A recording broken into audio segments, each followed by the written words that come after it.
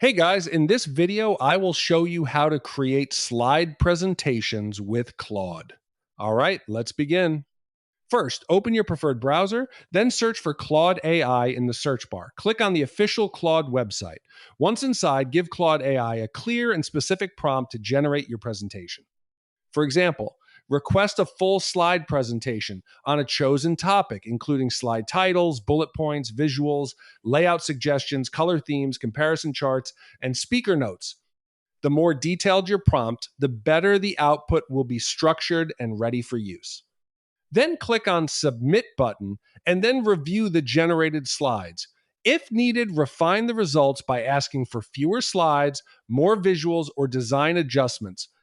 Then you can click on the download option in upper right corner to download the PowerPoint presentation. So that's basically how you can create slide presentations with Claude. That's it for this video. Thanks.